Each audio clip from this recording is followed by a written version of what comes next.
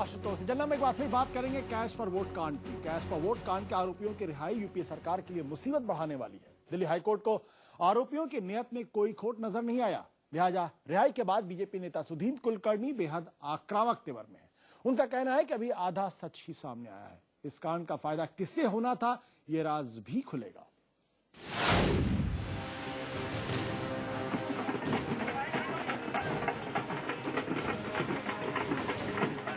Cash for vote कांड के आरोपियों की तिहाड़ से रिहाई शहीदाना अंदाज में हुई। जेल के बाहर उनके स्वागत के लिए बीजेपी नेता भी पहुंचे थे। पार्टी अब कुलकर्णी समेत सभी आरोपियों का स्वागत समारोह करने वाली है। दरअसल इस रिहाई में दिल्ली हाईकोर्ट की टिप्पणी ने 4 चांद लगा दिए हैं। कोर्ट ने कहा है कि प्राथमिक तौर पर इस बात का कोई सबूत नहीं है कि तीनों सांसदों को गैर वाजिब तरीके से पैसे दिए गए थे। अगर सांसदों की मंशा पैसे रखने की होती तो वो इसे संसद में क्यों ले जाते। वीडियो रिकॉर्डिंग में कोई छेड़छाड़ नहीं है और इससे इनका फायदा नहीं हुआ। पैसे लेने के बाद सांसदों की पुलिस को सूचित न करने की दलील में भी दम है। अदालत के फैसले से उत्साहित सुधींद्र कुलकर्णी अब असल आरोपियों के बेनकाब होने की बात करने लगे हैं। पैसे दिए, किसने दिए, किसके हाथ से दिए, ये तो साबित हुआ, लेकिन क्यों दिए गए, किसके कहने पर दिए गए और इसके अल्टीमेट बेनिफिशियरी यानी इसके लाभार्थी कौन थे, ये अभी तक बाहर नहीं आया है। हालांकि 2009 के चुनावों में बीजेपी की हार के बाद कुलकर्णी हाशिए पर चले गए थे। पार्टी ने उनके एक लेख के बाद उनसे पल्ला झाड़ दिया था, लेकिन अब वो पार्टी को काम के आदमी नजर आने लगे हैं। अब उसे उनकी निष्ठा पर कोई संदेह नहीं है। एक देशभक्त जिसकी इंटीग्रिटी पर उसके अपोनेंट भी चैलेंज नहीं कर सकते, ईमानदार पत्रकार, लेखक, विचारवंत, उस जैसे व्यक्ति को अपने जीवन में तिहाड़ जेल में इतने दिन सड़ना पड़ा, ये कौन सा न्याय है। फिलहाल तो कुलकर्णी आडवाणी की जन चेतना यात्रा का रुख करने वाले हैं, जिसमें बस 2 दिन बाकी बचे हैं। लेकिन कांग्रेस फिलहाल बैकफुट पर नजर आ रही है। मामला अदालत में होने का हवाला देकर वो कन्नी काट रही है। Case is pending in the court, law is taking its own course, who is responsible, who is not responsible will be decided by the court. संसद का शीतकालीन सत्र यूं भी सरकार पर भारी पड़ने वाला है।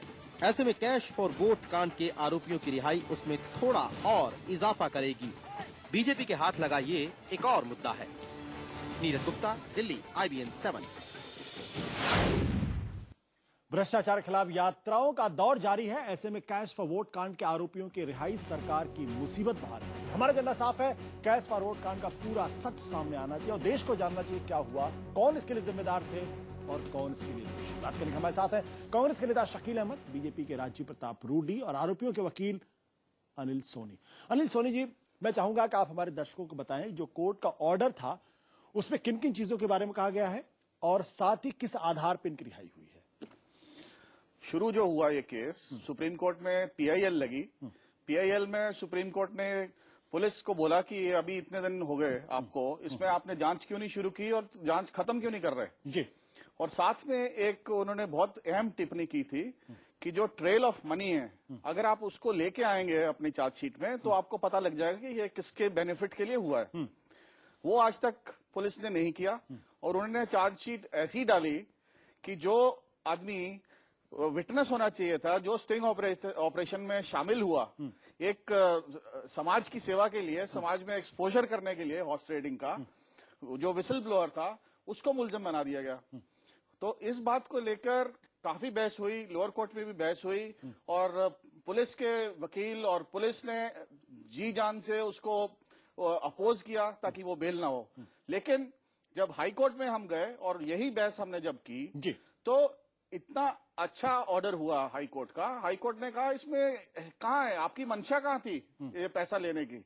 ये आरोपियों ये कहा कि कोई मोटिव नहीं था पैसा लेने। हाँ, दिल्ली हाई कोर्ट ने कहा आपका जब मंशा नहीं थी क्रिमिनल केस के लिए, मेंसरिया बोला जाता है उसको, जब वो था ही नहीं तो ये केस किस बात का है, करप्शन किस बात की। जब ये सबूत नहीं है कि लेने देने में कोई इलीगल ग्रेटिफिकेशन हुआ है, ये तो स्टिंग ऑपरेशन हो रहा है, ये तो कैमरे आप लगवा रहे हो। मतलब कोर्ट ने एक तरीके से कहे तो क्लीन चिट दे दी। बिल्कुल, मैं ये कह सकता हूं आप नहीं, लीगली तो हम ये नहीं कहेंगे क्लीन चिट दी है, लेकिन कोर्ट ने ये जरूर कहा है कि मैंने पूरी चार्जशीट, जो इतने सारे कागज हैं, हजारों कागज हैं, मैंने सब पढ़े हैं और उसमें मुझे नहीं नजर आया कि इसमें कोई इलीगल ग्रेटिफिकेशन का केस बनता है। इलीगल ग्रेटिफिकेशन का केस नहीं बनता। शकील भाई, आपने पूरी बात सुनी, क्या आपको लगता है कि जो ये लोग जेल गए उनका जेल जाना गलत था? नहीं, मामला अभी न्यायालय में है और एक बात हम लोगों को ध्यान में रखना चाहिए कि ट्रायल कोर्ट ने उनको बेल नहीं दिया है। उन्होंने उनका बेल रिजेक्ट किया था और किसी ग्राउंड पे ट्रायल कोर्ट ने किया होगा, तब हाई कोर्ट ने उनको बेल दिया है। और बेल जो है वो जुडिशरी का, जजेस का डिस्क्रिशन होता है, उसमें कोई बहुत मेरिट और डिमेरिट तलाश नहीं करने चाहिए। जो मैं लेमैन की हैसियत से जाता हूं, मैं वकील नहीं हूं आपके जो गेस्ट हैं उनकी तरह, तो स्वाभाविक रूप से एक ये मामला न्यायालय में चल रहा है और न्यायालय में चलने देना चाहिए। एक बात मैं जरूर चौंका हूं, आपने क्लिपिंग दिखाया वो कुलकर्णी साहब का। कुलकर्णी साहब कह रहे हैं कि अब सच्चाई सामने आएगी और मैं बताऊंगा असली कौन लोग हैं और बाद लोगों को जानना चाहिए। तो आश्चर्य लगा कि 1.5 महीना के आसपास जेल में रहने वाला आदमी, उसने पहले क्यों सच्चाई नहीं बताई? जो जेल में उनको ज्ञान हुआ, सच्चाई का पहले ज्ञान नहीं था या जेल से बाहर आने के बाद ज्ञान हुआ? तो ये इतने दिन बाद क्यों छुपाए रहे जब उनको सच्चाई मालूम थी और वो जाहिर करने वाले हैं? इस पर हम लोग को आश्चर्य है। बिल्कुल, उन्होंने नहीं छुपाया, ये सब पुलिस ने छुपाया हुआ है। हम पुलिस से थक गए पूछ के कि जो सीडी थी जिसके अंदर इन्होंने लेने के बाद संजीव सक्सेना से पैसे जो उन्होंने दिखाए और सीडी बनी उसकी, उस पैसे की, और उनके इंटरव्यू हुए एमपीज के कि हमारी मंशा ये पैसा लेने की नहीं है, हमें उजागर करना था ये भ्रष्टाचार, उस सीडी को गायब किया हुआ है पुलिस ने। ये हमारी मंशा हम कोर्ट को दिखाना चाह रहे थे, हमने एप्लीकेशन लगाई है, ऐसी बात नहीं है। तो पुलिस ने बिल्कुल झूठा बेबुनियाद केस बनाया है और जो लोग मुलजिम होने चाहिए थे उनको नहीं बनाया मुलजिम इस केस में। ये जेल जाने के पहले भी कह सकते थे, जो जेल हमने लगा दी है, एप्लीकेशन लगा दी है, जिन मुलजिम के हमें चीजें चाहिए, कॉल डिटेल्स चाहिए, हमने वो एप्लीकेशन कोर्ट में लगाई हुई है। कुलकर्णी जी इसलिए नहीं बोले क्योंकि वो मुलजिम थे उस टाइम और आज भी हैं। हम वकील हैं, हम बोलेंगे उनके लिए, हमने कोर्ट में बोला है, प्रेस में बोला है, सब जगह बोला है। ज्ञान हो गया जेल के अंदर या जेल के जाने के पहले ये ज्ञान नहीं था, जेल के अंदर ज्ञान हो गया। ये मीडिया से वो जेल जाने के पहले भी बोल सकते थे जो आज बोल रहे हैं।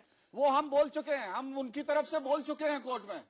चले शकील भाई, राजीव प्रताप रूडी भी हमारे साथ है। राजीव जी, मैं कह रहा हूँ, मैं मीडिया की बात कह रहा हूँ, मैं आपकी बात नहीं कर रहा हूँ। आपका पेशा है बोलना, आपने अच्छा किया बोला, आप भी आगे भी बोलिएगा, आप पेशे से वकील हैं, आप बोलिएगा। लेकिन उन्होंने मीडिया को कहा, ये कोर्ट के अंदर भी कहा, ये कोर्ट के बाहर भी कहा, लेकिन ये आज क्यों कहा, जाने के पहले जेल क्यों नहीं कहा? बिल्कुल राजीव प्रताप रूडी जी, जो बात शकील अहमद कह रहे हैं, क्या आप उसका जवाब देना चाहेंगे? या मैं ये अगर आपसे सवाल करूं कि 1.5 महीने तक एक आदमी जेल के अंदर रहता है और इस मामले में जितने लोग थे सबको जेल जाना पड़ता है और उसके बाद हाईकोर्ट एक तरीके से ये कह देता है कि भाई इलीगल ग्रेटिफिकेशन इसमें नहीं था और बहुत गंभीर एक तरीके से सवाल खड़े करता है। नहीं, सबसे पहले तो शकील साहब कह रहे हैं कि वकील साहब बहस कर रहे हैं जैसे कोर्ट में करते हैं, तो उसी प्रकार से आजकल कांग्रेस के प्रवक्ता टेलीविजन पर हल्ला गुल्ला करते हैं। तो इनकी भी एक खासियत हो गई है कि ये बात नहीं करते हैं, ये हल्ला गुल्ला करते हैं। दूसरा विषय ये है कि सबसे तहकीकात करने पर जो भी हाईकोर्ट ने कहा है, उसने कहा है कि पूरे तथ्यों को देखने के बाद हमें ऐसा लगता है कि इसमें कोई सच्चाई नहीं है, ये विसिल ब्लोअर्स हैं। अब शकील साहब का कहना है कि नहीं साहब, लोअर कोर्ट ने तो रिलीफ नहीं दिया, हाई कोर्ट ने दे दिया। इसका मतलब लोअर कोर्ट का रिलीफ ना देना कांग्रेस पार्टी के लिए ठीक था और हाई कोर्ट का रिलीफ दे देना कांग्रेस पार्टी के लिए गलत था। इनका कहने का मतलब यही है। तीसरा विषय, मूल रूप से जो विषय है, हम लोग बार बार कह रहे हैं, हमारे मित्र सहयोगी जेल चले गए, पुलिस आज जो दिल्ली पुलिस है वो केंद्रीय मंत्री के और केंद्र सरकार के अधीनस्थ है। जब उच्चतम न्यायालय ने कहा कि साहब इस पर कोई कार्रवाई नहीं हो रही है, तब उन्होंने फटाफट चार्जशीट किया और स्वाभाविक है कि सरकार के प्रभाव में उन्होंने जो चार्जशीट किया और हमारे सांसद और सुधींद्र जी जेल गए, स्वाभाविक तौर से जब कोर्ट ने उस कागजात को देखे तो उनको बरी कर दिया। अब समय ये आ रहा है कि आखिर में उच्चतम न्यायालय तो इसकी निगरानी कर ही रही है और हमें विश्वास है कि आने वाले दिनों में जो इसका बेनिफिशियरी है, बेनिफिशियरी भारतीय जनता पार्टी नहीं है, समाजवादी पार्टी नहीं है, बहुजन समाजवादी पार्टी नहीं है, इस पूरे घटनाक्रम का बेनिफिशियरी देश के प्रधानमंत्री मनमोहन सिंह थे, सोनिया जी की सरकार थे। आखिर किसी ने ये चोरी की, किसी ने पैसे लिए, किसी ने सांसद खरीदना चाहा, तो क्यों खरीदना चाहा? क्योंकि सरकार गिरने वाली थी और सरकार न गिरे उसकी व्यवस्था की जा रही थी और वैसे भी इनके पार्टी का इतिहास रहा है जी। कि इनके देश, इस कांग्रेस पार्टी के एक प्रधानमंत्री जेल जाते जाते पहुंच गए थे क्योंकि उनके ऊपर भी ऐसा ही आरोप। इसलिए कांग्रेस का एक तो इतिहास है पैसे लेके सरकार बचाने का, और दूसरा ये इतिहास है कि चोर मचाए शोर। ऐसी स्थिति में कांग्रेस पार्टी की इन हरकतों को बहुत ज्यादा देश की जनता देख रही है और उच्चतम न्यायालय की निगरानी में सब तथ्य प्रकाश में आएंगे। और हमारा ये भी अनुरोध होगा कि जो बीमार पड़े अमर सिंह है, अब उनको समय आ गया है कि देश को कम से कम प्रायश्चित के तौर पर देश के लोगों को बता दे आखिर उन्होंने ये पैसा क्यों दिया और किसके बिहाफ पर दिया, क्योंकि बीमार हैं, वो प्रायश्चित की स्थिति में जाएं। और अब समय आ गया है कि देश के लोगों को सच सच बता दें। बिल्कुल, सच देश को पता होना चाहिए। लेकिन जब आप बात कह रहे तो शकील भाई वहां पर बहुत कस के हंस रहे थे। मैं जानना चाहूं शकील भाई, ऐसी कौन सी बात आपकी राजीव प्रताप रूडी की लगी जिससे आपको हंसी आई? क्या आपको लगा उनके तर्क में दम नहीं है? नहीं, बिल्कुल उनके तर्क में दम नहीं है, इसलिए कि उन्होंने कहा बरी कर दिया। वकील साहब बगल में आपके बैठे हैं, पूछ लीजिए। बेल जो है वो जुडिशरी में, जो मैं जानता हूं, जज का अपना उनका एक अधिकार है, वो चाहें तो बेल दे, चाहे तो नहीं दे सकते हैं जी। और बड़ी वरी नहीं किया है, इस भरम में नहीं होना चाहिए। और दूसरे ये बड़ा सिंपल वाला है कि बेनिफिशियरी कौन है। अभी कॉन्डोलीजा राइस जी ने किताब लिखी है, कहा मनमोहन सिंह जी रिलक्टेंट थे। इस यूपीए सरकार एक ने देश के हित के लिए अपनी सत्ता को दांव पे लगा दिया था। लोग सत्ता पाने के लिए क्या क्या करते थे। मनमोहन सिंह जी को क्या जरूरत थी सत्ता को दांव पे लगाने की? देश का हित ध्यान में था, इसलिए सत्ता पर लगाया, इसलिए उसको दांव पे लगा दिया था सत्ता को। और आज यहाँ बैठ के ये प्रवचन दे रहे हैं, ये कांग्रेस पार्टी का इतिहास भूगोल बता रहे हैं। इनके अपने राष्ट्रीय अध्यक्ष को कैमरा पर घूस लेते सारे लोगों ने देखा, कैश इंडियन करेंसी में लेते देखा और डॉलर में मांगते देखा, और यहाँ ये प्रवचन भ्रष्टाचार पे दे रहे हैं दूसरे को। आश्चर्यजनक है। शकील भाई, यही से आजकल दोस्ती इनकी अलग अलग जगहों से बढ़ रही है। हमने सुन लिया आपकी बात जो आप कर रहे थे उनसे। शकील भाई राजीव जी आप जवाब देना चाहिए। इसके पहले मैं अमित सोनी जी से एक सवाल करूं, सॉरी अनिल सोनी जी से। देखिए, शकील साहब का ब्लड प्रेशर बहुत जल्दी बढ़ने लगता है क्योंकि उनके पास तर्क नहीं होने की स्थिति में ये कुछ भी बोलने लगते हैं। मैं उनकी मानसिक स्थिति से अवगत हूं और वैसी स्थिति में इस प्रकार के बयान देना कोई आश्चर्यजनक नहीं है। लेकिन वैसी स्थिति में मैं इतना जरूर कहना चाहूंगा कि अब मुक्ति नहीं मिली है, लेकिन अब कांग्रेस को मुक्ति मिलने वाला है और उनके लिए वक्त आ गया है हर तरीके से, चाहे वो 2G स्कैम हो, कॉमनवेल्थ गेम्स हो, अब ये vote cash for vote scam है। अब कुछ बचा नहीं है। अब तो जिस पन्ना को उठाएंगे उसमें कांग्रेस का भ्रष्टाचार दिखेगा। और जब मैंने इनको कह दिया कि इनके देश के प्रधानमंत्री और ये सरकार में औसतन उसी प्रकार से रहते हैं, जब इनकी संख्या कम हो जाती है तो वोट खरीदने का सिलसिला बहुत पुराना है। अगर इस बात की सच्चाई में उन्हें दम ना लगा हो, तो उन्हें दुख हुआ हो, तो मैं समझता हूं कि सच्चाई स्वीकार करने में शकील जी कठिनाई नहीं होना चाहिए। वैसे भी इस प्रकार के कोई आरोप आप इन सब चीजों, अब चिल्लाइए मत, हम आपकी बात सुन रहे थे। अब आप चिल्लाइए, आपका खासियत है कि आप चिल्लाने लगते हैं। अब आप बोलते कम है, चिल्लाते ज्यादा है। उनको कैमरे पे पैसा आप बोलते कम है, चिल्लाते ज्यादा है। आपने जेल भेज दिया उनको, बोलते कम है, और यहाँ ईमानदारी और भ्रष्टाचार पे भाषण देते हैं बैठ के। शकील भाई, जिन पत्रकारों ने दिखाया, आपने उन पत्रकारों को जेल भेज दिया। शकील भाई, मैं एक मिनट आपको रोकना चाहूंगा। मैं जरा दूसरा गंभीर सवाल मैं अनिल सोनी जी से पूछना चाहता हूं। अनिल जी, इस पूरे केस को अगर आप ध्यान से देखा जाए तो दिल्ली पुलिस ने इसमें एक तरीके से क्लोजर रिपोर्ट लगाने की बात की थी। सुप्रीम कोर्ट के पास मामला गया, सुप्रीम कोर्ट ने ऑब्जेक्शन किया। ऑब्जेक्शन करने के बाद कहा कि आपने पूरी जांच इसकी होनी चाहिए। पूरी जांच हुई, जांच होने के बाद मामला लोअर कोर्ट में गया। लोअर कोर्ट ने इन लोगों को एक तरीके से जेल जाने की बात की। तो इसमें आपको क्या लगा, कहीं कानून की प्रक्रिया में कुछ गड़बड़ी पैदा हुई? आप इसको ये तो नहीं कह सकते कि पॉलिटिकल कॉन्स्पिरेसी थी इनको जेल भेजने की। सब कुछ सुप्रीम कोर्ट के ऑर्डर पर, उनके सुपरविजन, उनकी मॉनिटरिंग में हुआ। सुप्रीम कोर्ट ने यह कहा था कि आपके पास ये 2 साल से पड़ा है केस, आप इसको इन्वेस्टिगेशन करके इसमें चार्जशीट क्यों नहीं फाइल करते? सुप्रीम कोर्ट ने ये नहीं कहा फला आदमी को पकड़ो और फला आदमी को पकड़ के जेल में डालो। उन्होंने ये भी हिंट दिया है, सुप्रीम कोर्ट ने डायरेक्शन आज तक पुलिस ने अभी तक नहीं इंप्लीमेंट किया, कि जो डायरेक्शन ये है कि ट्रेल ऑफ मनी आप इसको ढूंढ के इस चार्जशीट में लगाएंगे, वो अभी डायरेक्शन। मैं दूसरा सवाल मैं कर रहा हूं कि सुप्रीम कोर्ट के इनिशिएटिव के बाद केस आगे बढ़ा और जो भी चार्जशीट दिल्ली पुलिस ने दाखिल की उसके आधार पर ट्रायल कोर्ट ने कहा भैया आप लोग कस्टडी में जाइए। तो इसका मतलब कोर्ट रिजेक्ट भी कर सकती थी, लोअर कोर्ट ये भी कह सकती थी कि भाई आपकी जो चार्जशीट है वो इनकम्प्लीट है, इसको और आगे इन्वेस्टिगेट करने की जरूरत है।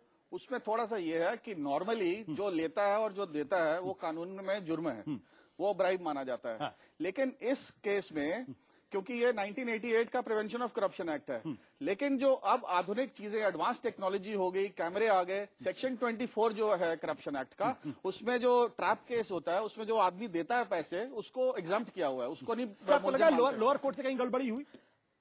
लोअर कोर्ट से गड़बड़ी नहीं हुई, सरकार की जो दलील थी वहां पर वो बिल्कुल झूठी और लोअर कोर्ट ने उसको सही माना। अब 3-4 कोर्टे हैं, हमारी अपील कोर्ट होती है, एक कोर्ट तो कुछ एक जुडिशियल प्रोसेस है। एक जुडिशियल प्रोसेस है। हाँ। उसके अंदर थोड़ी देर लगी, न्याय हुआ है और न्याय आगे भी मिलेगा। राजीव प्रताप रूडी जी, जो सवाल मैं सोनी जी से कर रहा था, सुदीन कुलकर्णी आपकी पार्टी के एक मैं ये नहीं कहूंगा कि सदस्य थे, लेकिन आपकी पार्टी के बड़े प्रमुख समर्थकों में से थे, जो लाल कृष्ण आडवाणी और अटल बिहारी वाजपेयी के राजनीतिक सलाहकार भी थे। इसके अलावा आपके 2 मेंबर ऑफ पार्लियामेंट और तीनों मेंबर ऑफ पार्लियामेंट इसमें फंसे थे।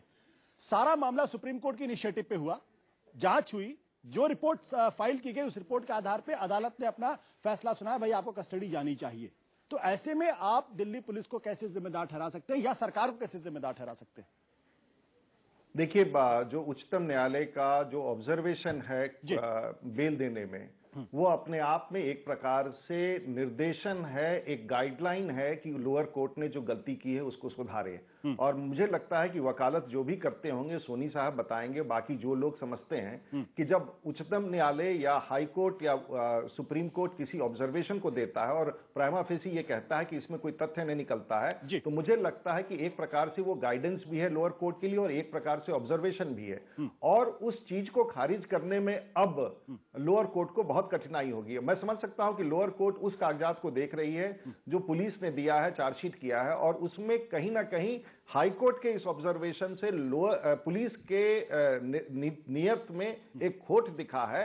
और निश्चित रूप से यही कारण बनेगा कि आने वाले दिनों में एक बड़ी सफाई देनी पड़ेगी दिल्ली पुलिस को, और कहीं ना कहीं दिल्ली पुलिस को भी ये सफाई देना पड़ेगा कि उन्होंने ये गलती किसके दबाव में किया है। तो मुझे लगता है कि एक पेंडोरा बॉक्स खुल गया है और अब सच्चाई देश के लोगों के सामने, और हाई कोर्ट ने जो बोला है वही एक बहुत बड़ा आधार है आने वाले दिनों में पूरे तथ्य तक जाने के लिए। और मुझे लगता है कि उच्चतम न्यायालय भी हाई कोर्ट के उस ऑब्जर्वेशन का संज्ञान लेगा और शायद उसके बाद शकील साहब को बोलने के लिए कुछ रह नहीं जाएगा।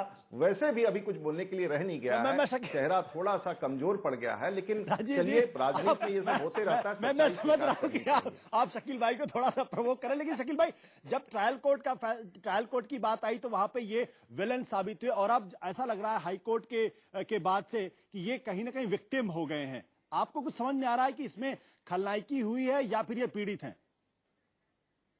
नहीं, बिल्कुल, हमने पहले भी कहा कि जो कोर्ट्स हैं वो फैसला करेंगे, जांच होगी सब, उसमें एक जुडिशियल मामला है, इसको हम लोगों को पॉलिटिकल कलर नहीं देना चाहिए। लेकिन एक बात है, जब जांच होगी तो आगे ये भी पता चलेगा कि किस नेता की गाड़ी में पैसा गया लोकसभा के अंदर, किसके ऑफिस में रात भर वो पैसा रहा। इन सब चीजों की भी जांच होगी, छानबीन होगी, तो पता चलेगा। रूडी जी बहुत परेशानी में पड़ने वाले हैं, और भी इतना गंभीर मुद्रा बना करके आप बच नहीं सकते हैं, आपके दल के लोग। ये जांच होगी कि किसके गाड़ी डिक्की में पैसा गया पार्लियामेंट के बिल्डिंग में, और किसके ऑफिस में रात भर पैसा रहा, ये सब पता चलेगा। जरा पुलिस ने कई दिन हमारी बेल जो एप्लीकेशन है उसको विरोध किया लोअर कोर्ट में, और हाई कोर्ट में आते ही एक ही सवाल में उन्होंने कह दिया हमें कोई जरूरत नहीं है इनकी, आपने अगर बेल देनी है तो दे दीजिए। ये एकदम से रुख बदलना कोई प्रेशर की बात नहीं है क्या? शकील भाई कुछ कहेंगे? नहीं, कई मामलों में मैं तो नहीं जानता हूँ, आप वकील हैं, लेकिन कई मामलों में मैं देख रहा हूँ कि चाहे वो कई बड़े मशहूर मामले हैं जिनमें कोर्ट ने कहा है, सीबीआई ने कहा है या दूसरी संस्थाओं ने कहा है कि हमको कोई आपत्ति नहीं है बेल पे, कहीं कोर्ट ने बेल दिया है, कहीं नहीं दिया। तो लोअर कोर्ट में क्या दिक्कत थी? लोअर कोर्ट में भी तो इन्वेस्टिगेशन कंप्लीट थी, चार्जशीट लग चुकी थी, तो हमारी क्या जरूरत थी जेल में? उस टाइम तो जी जान से प्रोसिक्यूशन ने और पुलिस ने हमारी विरोध किया। देखिए, मैं दिल्ली पुलिस का प्रवक्ता नहीं हूं, जो एक दूर से मामला नजर आता है। पुलिस आपका प्रवक्ता है। उसके पास मेरिट रहा होगा जरूर उनके शकील पास भाई, मेरिट रहा होगा। दिल्ली पुलिस आपका प्रवक्ता है, आपको मैंने उनका प्रवक्ता नहीं बना रहा। सोनी जी शकील भाई, उनकी बात लोअर कोर्ट ने मानी दिल्ली पुलिस की, यही बताता है कि कुछ तथ्य था उसमें। चलिए शकील भाई, राजीव प्रताप रूडी, सादी अनिल सोनी जी, मैं आप तीनों का शुक्रिया अदा करता हूं। एक महत्वपूर्ण बात यह कि इस पूरे मसले में गलती कहीं भी हुई किसी भी स्तर पर, लेकिन भारत का एक जुडिशियल सिस्टम है और उस जुडिशियल सिस्टम और उस प्रोसेस से निकलकर ही इंसाफ मिलता है और उसकी पूरी रिस्पेक्ट और इज्जत की जानी चाहिए। महत्वपूर्ण सवाल यह है कि आखिर कैश फॉर वोट कांड के पीछे असली सूत्रधार कौन थे, क्या वो कभी सामने आएंगे? असल सवाल यह है कि जिस दिन वो सवाल सामने आएगा उस दिन भारत का लोकतंत्र पहले से ज्यादा मजबूत होगा और अगर सामने नहीं आएगा तो भारत का लोकतंत्र कमजोर होगा। वक्त ब्रेक के बाद लौटेंगे, बताएंगे हमारे दर्शकों की राय क्या है।